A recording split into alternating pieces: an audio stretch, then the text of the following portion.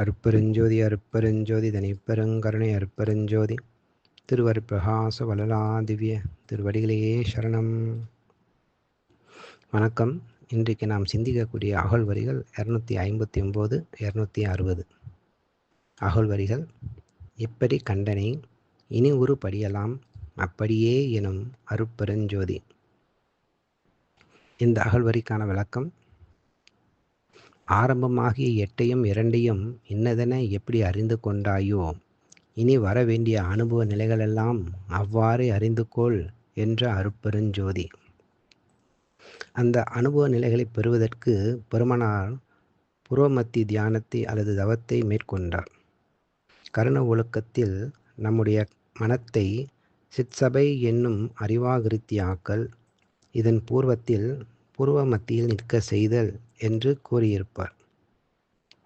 சன்மார்க்க சாதனம் கண்டத்துக்கு மேல் என்பார் பெருமானார். கண்டத்துக்கு கீழ் கர்மேந்திரியம் என்றும் கண்டத்துக்கு மேல் ஞான இந்திரியம் என்றும் கூறுவர்.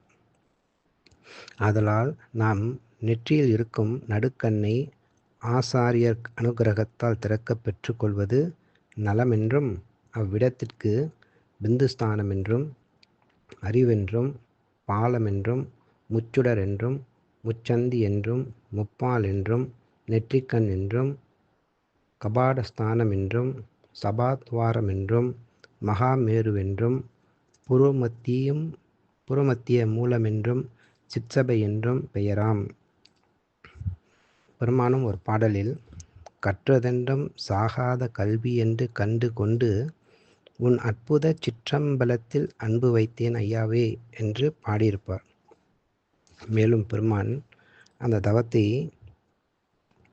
எப்படி கூறுகின்றார் என்றால், சுற்றது மற்ற வழி மா சூதது என்று எண்ணா தொண்டரெல்லாம் கற்கின்றார் பண்டும் இன்றும் காணார் எற்ற தும்பு